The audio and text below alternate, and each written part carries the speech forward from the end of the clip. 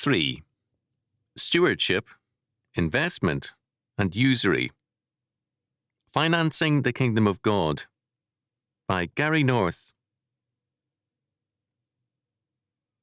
But I hope it will never be complained that the ministers of the gospel are by any sinful silence accessory to the transgressions which deny the doctrine of God our Saviour among a people that are under peculiar obligations to adorn it.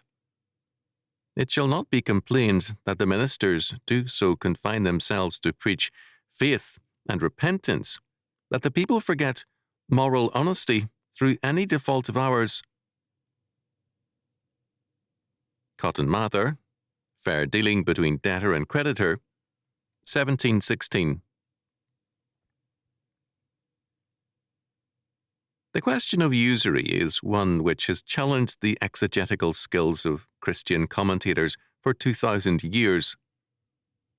A considerable proportion of the works devoted to the practical application of Christian principles, casuistry, was devoted to this very issue, from the 12th century through the 17th. Before the Christian era, Hebrew leaders and prophets struggled against the constant pressure of usury. Pre-exilic and post-exilic prophets warned their contemporaries against their continual violations of the Mosaic ordinances regarding lending. Jeremiah, in condemning his brethren for their persecution of him, pointed to his innocence of the crime of usury.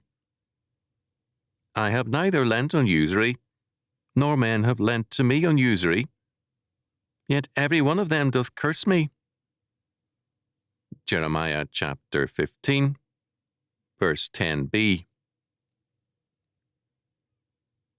Nehemiah warned the rulers of his day not to extort any usurious returns from God's people, for they were oppressed by the ravages of famine and the costs of redeeming their brethren out of bondage. Nehemiah chapter 5, verses 1 to 13.